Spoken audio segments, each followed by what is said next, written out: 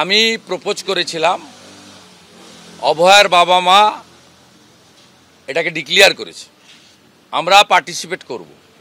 আমি তো পার্টিসিপেট করব এবং আমি অর্গানাইজ করব যাতে হাজার হাজার লোক আসে, এবং আমি ধর্মতলা থেকে হাঁটা শুরু করব ওনার বাবা মাকে সাথে নিয়ে। ওনাদের কত জল কামান টিয়ার গ্যাস আছে সেদিন দেখবো। আমি রাখি বন্ধন 7টার মধ্যে হয়ে যাবে, আর নবান্ন অভিযান বেলা 12টার পরে হবে।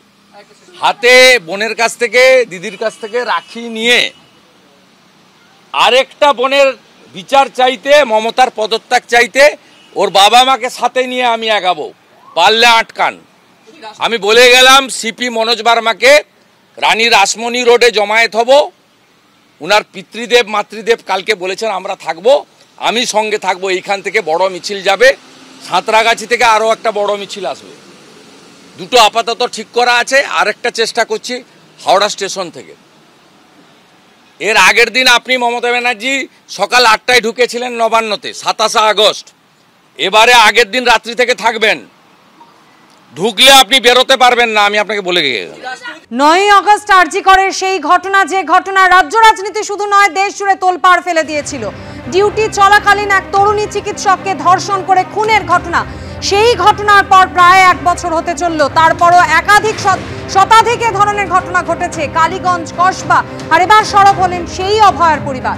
কসবা কাণ্ডে নির্যাতিতার মাকে পথে নামার আহ্বান জানাচ্ছেন অভয়ার মা। 9 আগস্ট অভয়ার মৃত্যুবার্ষিকীতে নবান্ন অভিযানের ডাকও দেওয়া হচ্ছে। 14 আগস্ট রাত দখলের ডাক অভয়ার পরিবারের। সত্যি কথা বলছি, আমরা আদালত এবং রাস্তার উপরই ভরসা রাখছি। কোনো এই বিশ্বজিৎ সরকারও সেদিন আমাদের বাড়িতে এসেছিলেন, অমিত শাহর বাড়িতে গিয়ে খাওয়া দাওয়া করেও পর্যন্ত এসেছেন। ফলে গেলাম, খাওয়া দাওয়া করলাম, এলাম, এই পর্যন্তই হলো। আর কি লাভ হলো? আপনারা যে যাবেন কেন্দ্রীয় নেতৃত্বের সঙ্গে দেখা করতে, কোনোই কিছু পাবেন না। তবে সীমা পাহুজা যিনি, উনি বলছিলেন যে স্বরাষ্ট্র দপ্তর থেকে নাকি ওনাকে বলা হয়েছে কাজটা ঠিকঠাক, তদন্তটা ঠিকঠাক মতন করতে। এটা উনি নিজে বলছিলেন। সেটা কতটা সত্যি কতটা মিথ্যা সে জানি না আমরা।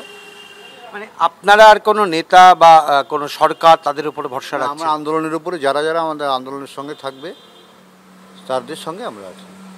আর মা, আপনি কসবার মাকেও ডাকছেন যে চলুন একসাথে মিলে। অন্যায় কিছুতেই আমরা সহ্য করব না, অন্যায় মানব না। মানে কসবা তামান যেই আসুক, যে এরকম ঘটনার শিকার হচ্ছে তারা রাস্তায় আসুক, এবং এই আন্দোলন ভবিষ্যতের জন্য, এই আন্দোলনই একমাত্র রাস্তা। বিচার চেয়ে পাওয়া যাবে না এই রাজ্যে। পুলিশ কোনো তথ্য প্রমাণ পায়নি এই কথা বলছে, সঞ্জয়কে একমাত্র কনভিক্ট করার চেষ্টা করেছে। সুতরাং সেই রাজ্যে বিচার চাইলে বিচার পাওয়া অসম্ভব। সেদিন তদন্ত করার নামে স্নিপার ডগও নিয়ে আসা হয়েছিল, কিন্তু সেটা তদন্ত করার জন্য নয়, তদন্ত মোছার জন্য, প্রমাণ মোছার জন্য নিয়ে আসা হয়েছিল। না, আমাদের যেতে দেওয়া হয়নি। 3.5 ঘন্টা বসিয়ে রেখে সমস্ত তদন্ত ধুয়ে মুছে ছাপ করা হয়েছে। সেখানে স্নিপার ডগও আনা হয়েছিল। সেই জন্যই পরের দিন সেমিনার হলের পাশের যে দেওয়ালটা 11 তারিখ সেটা ভাঙা হয়েছিল, এবং ওই চেস্ট মেডিসিনের সবাই সেখানে সাইনও করেছিল। চেস্ট মেডিসিনেই আমার মেয়ের যারা খুনি তারা এখনও চেস্ট মেডিসিনে রয়েছে। সিবিআই, আপনি এর আগেও সরব হয়েছেন, সিবিআইয়ের ভূমিকা এই মুহূর্তে কি?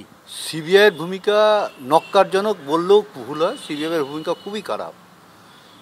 গতকাল বিশ্বজিৎ সরকারের যে ভাইয়ের যে এগেনস্টে চার্জশিট দিয়েছে, সেই চার্জশিটে দেখবেন বড় বড় নাম দিয়েছে, কিন্তু তাদের কোনো হেফাজতে নিয়ে বা চার্জশিট দিলে যে সেই সমস্ত কিছু করে, বেকার একটা চার্জশিট দিয়ে সিবিআই দাঁড়ানোর চেষ্টা। আমরা সিবিআইয়ের কাছে বিচার চেয়েছিলাম, সিবিআই সঞ্জয়কে কনভিক্ট করে দিয়েছে, এবং গর্বের সঙ্গে সিবিআই আমাদের সঙ্গে কথাবার্তা বলে, যখন বলে গর্বের সঙ্গেই বলে আমরা একজনকে কনভিক্ট করে দিয়েছি, আপনারা বিচার চেয়েছিলেন, বিচার করে দিয়ে দিয়েছি।